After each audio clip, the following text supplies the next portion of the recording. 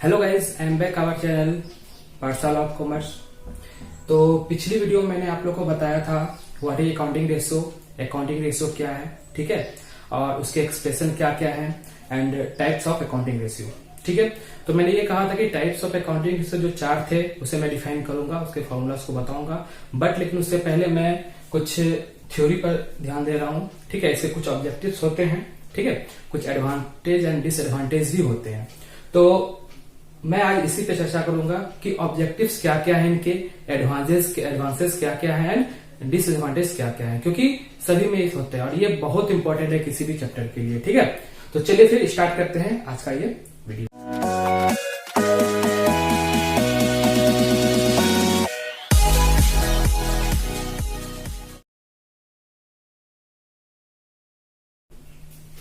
तो आज का हमारा टॉपिक है ऑब्जेक्टिव ऑफ अकाउंटिंग रेशियो, ठीक है। अकाउंटिंग रेशियो, इसका उद्देश्य क्या है, ऑब्जेक्टिव्स क्या क्या है, ठीक है।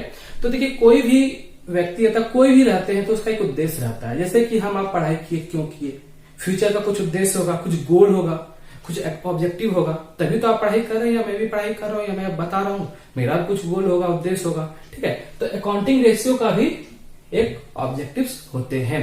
तो उसके क्या क्या ऑब्जेक्टिव्स हैं, सो मैं आप लोग को यहां समझाऊंगा और स्क्रीन पे भी मैं आप लोग को दे दूंगा, आप लोग नोट कर सकते हैं, ठीक। तो फर्स्ट पॉइंट है सिंप्लीफाई अकाउंटिंग इंफॉर्मेशन। देखिए, अकाउंटिंग इंफॉर्मेशन, जैसे कि मैंने पिछली वीडियो में बताया था आप लोगों को कि जो भी तरह के अकाउंट्स, जब बैलेंस शीट होते हैं, उससे जितने भी तरह के मैथमेटिकल जो होते हैं, मतलब कि न्यूमेरिकल, उससे हम रेशियो तैयार करते हैं। रेशियो बताए थे आप लोग को, ठीक है। तो अब ये कहता है कि अकाउंटिंग इन्फॉर्मेशन जो हमारे पास रहती है, जिस भी रूप में रहे, उसको सिंपल वे में वो शो करता है। कैसे शो करता है, एग्जांपल रूप में मान के चलिए कि किसी बिजनेस का शो हो रहा है कि 2 लाख रुपया प्रॉफिट है। कितना प्रॉफिट शो हो रहा है? 2 लाख रुपया। तो हम आप सभी जाने 2 लाख, ये 2 लाख क्या है? अगर इसी प्रॉफिट को अगर हम 20% बोल दें कि 20% हमारा प्रॉफिट है, तो ये समझने में बहुत इजी पड़ जाता है कि चलो उस कंपनी का प्रॉफिट 20% है। क्या 2 लाख समझ में आ रहा है अच्छे से? हाँ, समझ में 2 लाख हो रहा है, पर क्या 2 लाख है उतना क्लियरिटी समझ में नहीं आ रहा है। तो ये 20% हमें अच्छे से, हाँ 20% है, सेल का 20%, जिसका भी 20% है वो बोल देगा, ठीक है। एग्जाम्पल में 5 लाख रुपया प्रॉफिट, तो 5 लाख क्या है? 5 लाख कुछ भी हो सकता है, ठीक है। लेकिन अगर यही बोलते हैं एग्जाम्पल में 50% प्रॉफिट हो रहा है, तो हमको समझने में बहुत आसानी होगी। तो पहला पॉइंट था सिंप्लीफाई अकाउंटिंग इंफॉर्मेशन। इसका पहला उद्देश्य क्या है, पहला ऑब्जेक्टिव है कि जो अकाउंटिंग इंफॉर्मेशन है उसको सिंपल तरीके से शो करना, सबके सामने दिखाना, ठीक है। तो नेक्स्ट आता है दूसरा point, knowledge of operating efficiency. देखिए, ऑपरेटिंग इफिशियंसी का नॉलेज, इसका मतलब क्या हुआ कि हमारे बिजनेस में एसेट्स एंड लायबिलिटी बहुत तरह के रहते हैं जो ऑपरेटिंग में काम करते हैं, ऑपरेटिंग तरीके से वो वर्क करते हैं, ठीक है। तो हमारे पास कितने एसेट्स हैं, कितने लायबिलिटीज हैं, ठीक है। अगर इसे हम रेशियो के रूप में देखें तो हमें समझने में आसानी होगी। जैसे मान लीजिए 25%, 30%, 40%, ठीक है। तो ये सब रेशियो के रूप में दिखाया जाता है, जिससे हमें समझने में आसानी होगी, ठीक है। उसके बारे में हमको जानकारी दिया जाता है, ठीक है। तो नेक्स्ट आता है थर्ड में एनालिसिस द प्रॉफिटेबिलिटी। प्रॉफिट का एनालाइज करना, ठीक है। अब प्रॉफिट का एनालाइज करना क्या होता है, एग्जांपल के लिए मैं बता दूं कि अभी 2020 चल रहा है, 2020, ठीक है। इसके पहले 2019 था, ठीक है। हालांकि हमारे यहाँ अकाउंटिंग ईयर का बिजनेस में देखा था, पर मैं आपको ऐसे बताता हूं, ठीक है, कि जो प्रीवियस ईयर में हमारा प्रॉफिट था वो था 2 लाख रुपया, ठीक है। कितना था प्रीवियस ईयर प्रॉफिट? 2 लाख। और इस करंट ईयर में मेरा प्रॉफिट कितना हो गया? 4 लाख। कितना प्रॉफिट हो गया? 4 लाख। हम इसको किस तरीके से देख सकते हैं? तो हम ये कंपेयर कर सकते हैं कि हमारा जो प्रॉफिट है 50% ज्यादा आ गया। हमारा प्रॉफिट क्या हो गया? 50% पिछले साल से, ठीक है, प्रीवियस ईयर से करंट ईयर में हमारा प्रॉफिट 50% बढ़ गया। तो हम ये एनालाइज करते हैं, सिर्फ 1 ईयर बैक का नहीं, हम 3 years, 4 years, 5th year back का भी एनालाइज कर सकते हैं इस रेशियो के थ्रू। कि मान लीजिए 4 ईयर को हम ले लेते हैं, 4 ईयर को, और उसके आधार पे हम रेशियो निकाल देंगे कि हाँ इस साल इस करंट ईयर में हमारे पास कितना प्रॉफिट हुआ है। ठीक है, नेक्स्ट आता है for the comparison analysis.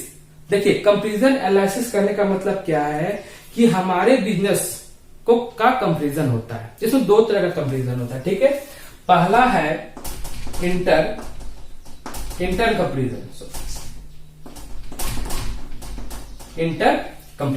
Inter comparison मतलब क्या हुआ, पहले मैं इसके पहले एक एग्जांपल देना चाहता हूं कि अभी जियो कंपनी को सभी जान रहे हैं, ठीक है, एयरटेल कंपनी को सभी जान रहे हैं। तो मान लीजिए हमारी कंपनी जियो है, ठीक है, हम जब भी कुछ काम करेंगे तो एयरटेल को देखेंगे, ठीक है। हालांकि जियो पहले निकाला प्लान जो भी है फ्री वाला, उसके बाद एयरटेल भी उसी हिसाब से प्लान निकाल दिया, फिर वोडा भी निकाल लिया। तो वो एक तरह से क्या कंपेरिजन किया, ठीक है, कि हाँ उसका इतना चल रहा है तो हमारा भी उसके पीछे क्यों रहे, हम भी उसके लेवल में जा सकते हैं। तो ये सब ये इंटर कंपेरिजन इसको बनेंगे। ठीक है, तो ये दूसरे हम कंपनी से दूसरे बिजनेस से हम कंपेरिजन करते हैं। इसका सेकंड आता है इंट्रा। ठीक है, इंट्रा क्या हुआ, इंटर मतलब बाहरी, जिसे हम बाहर से कंपेरिजन करते हैं, और इंट्रा कंपेरिजन मतलब क्या हुआ कि हमारे अंदर का चीज, यानी कि इंटरनल। इंटर एक्सटर्नल हो गया, ये इंटरनल, हमारे बिजनेस के अंदर में कंपेरिजन करना, खुद से कंपेरिजन करना कि हम पहले क्या थे अभी क्या है, पहले हमारा क्या पोजीशन था अभी क्या पोजीशन है, पहले हमारा क्या वर्क था अभी हमारा क्या वर्क है। ठीक है, तो ये हो गया इंट्रा कंपेरिजन। तो ये सारा कंपेरिजन हम क्यों किसके लिए करते, सॉरी कंपेरिजन अकाउंटिंग रेशियो के थ्रू होता है। ठीक है, तो ये सब इसका उद्देश्य है कि कंपेरिजन बहुत जरूरी है। जब तक कि हम पीछे का चीज नहीं समझेंगे जानेंगे तो हम आगे नहीं कर सकते हैं, इसीलिए हमको हर चीज में कंपेरिजन करना चाहिए। ठीक है, चलिए नेक्स्ट आता है help in forecasting and budgeting. देखिए हेल्प इन फोरकास्टिंग मतलब क्या हुआ, फ्यूचर प्लानिंग। ठीक है, हिंदी में बोले तो पूर्वानुमान। ठीक है, हम ये सोचते हैं कोई भी प्लानिंग होता है हम लोग जो करते हैं वो फ्यूचर के लिए करते हैं कि अभी हमारा एरिया है मान लीजिए 50,000 के लेवल का है, उसको हम 1 लाख का करना चाहते हैं। तो उसके लिए हमको अकाउंटिंग रेशियो जरूरी है। क्यों जरूरी है कि जब तक हम रेशियो नहीं निकालेंगे हम फ्यूचर का प्लानिंग नहीं कर सकते।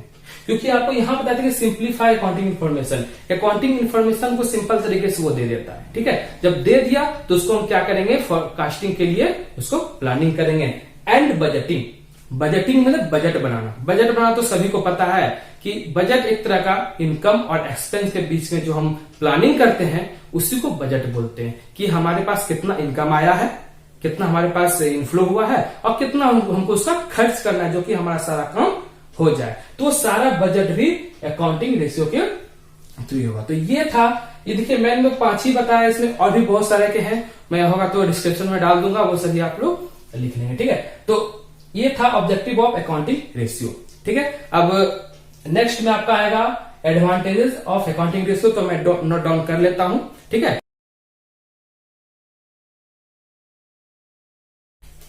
हमारा अगला पॉइंट है एडवांटेज ऑफ अकाउंटिंग रेशियो।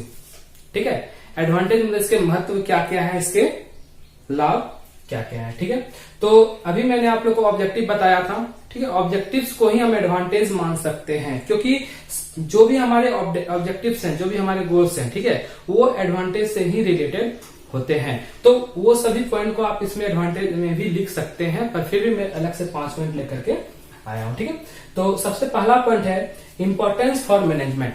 ठीक है, मैनेजमेंट एक बहुत बड़ा पार्ट है। ठीक है, मैनेजमेंट हर सेक्टर में किया जाता है। ठीक है, एक छोटा सा वर्ड लेकिन इसका काम बहुत बड़ा है। ठीक, तो अब यहाँ पे अकाउंटिंग रेशियो मैनेजमेंट का क्या काम, सोचने वाली बात है कि मैनेजमेंट तो अदर चीज में होता है, पर अकाउंटिंग रेशियो में क्या काम होता है। क्योंकि अभी मैंने आप लोगों को बताया कि फोरकास्टिंग करते हैं, बजटिंग करते हैं, प्रॉफिटेबिलिटी निकालते हैं, जो भी निकालते हैं, तो हमें ये इस सब चीज का मैनेजमेंट करना पड़ता है। मैनेजमेंट करके सारा प्लानिंग करना पड़ता है, बिना मैनेजमेंट को कोई प्लानिंग हो नहीं सकता, ये सभी को पता है। ठीक है, तो पहला पॉइंट है इंपॉर्टेंस फॉर मैनेजमेंट, जो कि मैनेजमेंट में ये काम करता है, इसका ये पहला फायदा है। दूसरा क्या है, इंपॉर्टेंस फॉर इन्वेस्टर। अब बात आती है इन्वेस्टर को क्या, इन्वेस्टर से क्या हमें बेनिफिट मिलता है। इन्वेस्टर का मतलब क्या है, जो हमारी कंपनी में इन्वेस्ट करे। अब वो इन्वेस्ट क्यों करेगी हमारी कंपनी में, क्योंकि हमारे कंपनी में कुछ तो डाटा उसके पास रहना चाहिए। ठीक है, तो वो हमारा डाटा जो लेगी अकाउंटिंग रेशियो के थ्रू ही लेगी। ठीक है। हम जैसे कि आप कल मैंने बताया, पिछले वीडियो में मैंने बताया था प्रॉफिटेबिलिटी रेशियो, 4 तरह का जो रेशियो बताया था उसमें आप लोग को पता चलेगा, ठीक है। उसी सब रेशियो के तहत इन्वेस्टर्स का भी काम होता है, इसमें वो रेशियो देखती है कि इसका रेशियो की अपेक्षा कितना क्या पोजीशन है, उसी आधार पे वो इन्वेस्ट भी करती है, ठीक है। नेक्स्ट है इंपॉर्टेंस फॉर गवर्नमेंट। अब गवर्नमेंट ये कहां से आ गई यहाँ पर, ठीक है। गवर्नमेंट का क्या काम, बिल्कुल काम है। गवर्नमेंट क्या करती है कि सारा डाटा, ठीक है, जितने भी बिजनेस का डाटा है वो डाटा गवर्नमेंट के पास जाती है, ठीक है। और गवर्नमेंट वो डाटा को देख करके कुछ रूल रेगुलेशंस देती है सभी बिजनेस को, सभी को पता है। तो वो डाटा अकाउंटिंग रेशियो के थ्रू ही जाता है। फिर हम वही वापस पे आएंगे, क्या डाटा, वही हमारा प्रॉफिट क्या है, हमारा काम क्या है, एसेट्स लायबिलिटी, जो मैंने ऑब्जेक्टिव्स में बताया था, जो मैंने ऑब्जेक्टिव्स में बताया वो सारा चीज आपको यहाँ रिपीट होगा, ठीक है। घूम फिर के आप वही पहुंचिएगा, लैंग्वेज चेंज हो जाएगा सिर्फ, ठीक है। उसके बाद है आइडेंटिफिकेशन ऑफ प्रॉब्लम एरियाज। हाँ, अकाउंटिंग रेशियो के जरिए हम ये प्रॉब्लम एरिया कहाँ है वो हम आइडेंटिफिकेशन कर सकते हैं, हम खोज के निकाल सकते हैं कि हमारा किस किस जगह पे क्या क्या प्रॉब्लम है, ठीक है। उसके बाद क्या है वेरियस कंपैरिजन, और अलग अलग तरह के हम कंपैरिजन भी कर सकते हैं, जो कि अभी अभी थोड़ी देर पहले मैंने बताया था आपको। कंपैरिजन में बताया था inter comparison and intra comparison. तो हम अलग अलग तरीके से कंपैरिजन कर सकते हैं। कंपैरिजन बहुत होते हैं इसमें, ठीक है। ऐसा नहीं कि हम सिर्फ प्रॉफिट पे ही करते हैं, हम एसेट्स पे भी करते हैं कि पहले हमारे पास कितना एसेट्स था, अब कितना परसेंट बढ़ गया। पहले हमारे पास कितना लायबिलिटी था, अब कितना लायबिलिटी हो गया, कितना परसेंटेज बढ़ गया या घट गया, बहुत इंपॉर्टेंस रखता है ये, ठीक है। तो एडवांटेज में ज्यादा कुछ नहीं है, वो आपका ऑब्जेक्टिव्स भी है। तो अब चलते हैं हम लोग डिसएडवांटेज में, ठीक है। तो मैं इसे भी नोट डाउन कर लेता हूं। चलिए अब आते हैं अपने नेक्स्ट पॉइंट की ओर। नेक्स्ट है डिसएडवांटेज ऑफ अकाउंटिंग रेशियो, ठीक है। अकाउंटिंग रेशियो के डिसएडवांटेज क्या क्या है, इसकी सीमाएं क्या क्या है, ठीक है। जिनके एडवांटेज है उनके डिसएडवांटेज भी होते हैं, ये तो सभी को पता होगा, ठीक है। ऐसा कोई भी नहीं है जो सिर्फ लाभ है तो हानि नहीं है, सबके साथ दोनों आते हैं। तो अकाउंटिंग रेशियो बेचारा अकेला क्यों बच जाए, ठीक है। तो इसके भी कुछ खामियां हैं, इसके कुछ प्रॉब्लम्स आते हैं हमारे बिजनेस में। सबसे पहला प्रॉब्लम है फॉल्स रिजल्ट।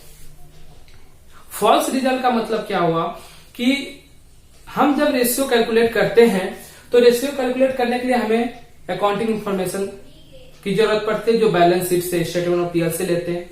लेकिन क्या वो 100% करेक्ट है? अगर नहीं है तो हमारा रिजल्ट गलत निकल जाएगा।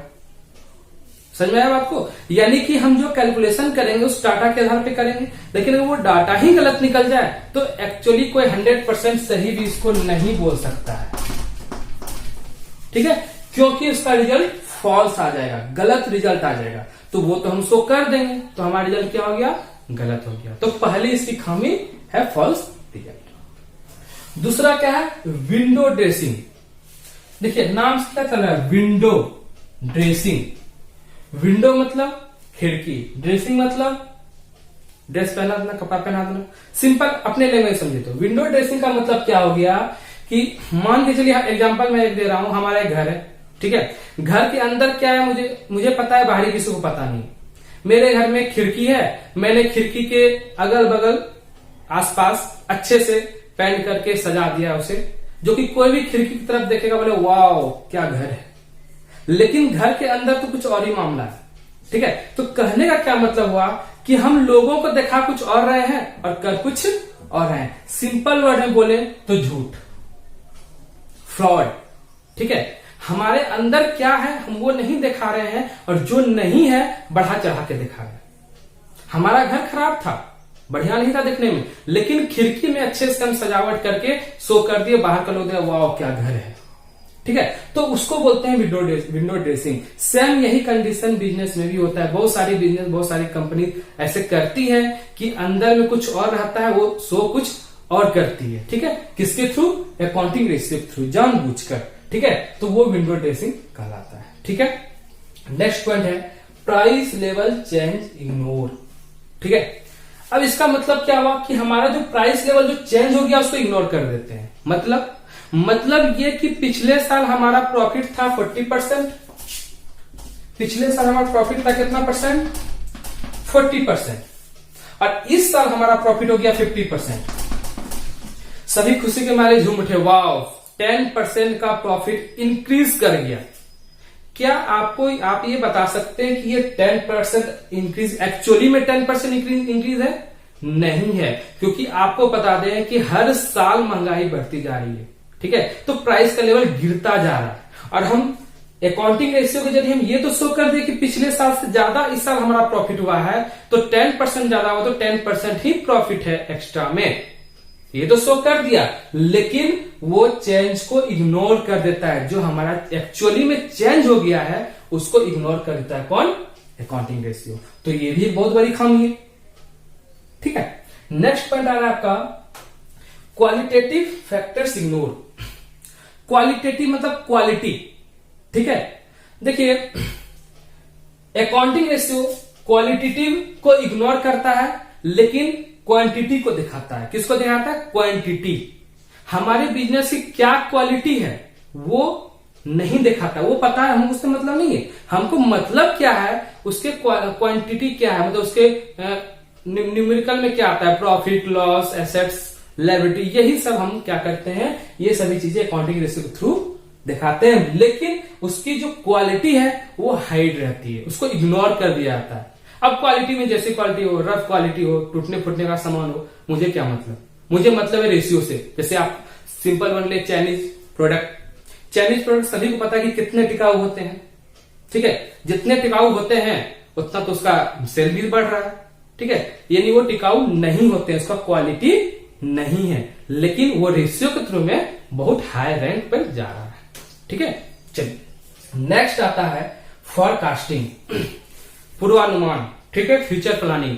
हम फ्यूचर प्लानिंग तो कर लेते हैं, ठीक है। हम सोच लिए कि हमारा 10% बढ़ गया तो हम फ्यूचर में ये ऐसे और बढ़ा सकते हैं, पर बढ़ाए तो नहीं है। एक कभी कभी ये हमारा गलत भी साबित हो जाता है, क्योंकि एक्चुअली में ये तो परसेंटेज में उतना बढ़ा नहीं है, और उस हिसाब से हम सोच लेते हैं, ठीक है।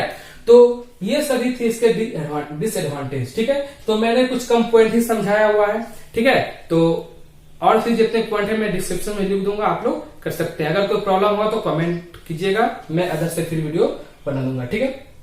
तो आज का वीडियो ही, अगर आप लोगों को हमारा वीडियो अच्छा लगे तो please like, share and subscribe जरूर कीजिएगा, और बेल आइकन को भी दबाइएगा। Thank you.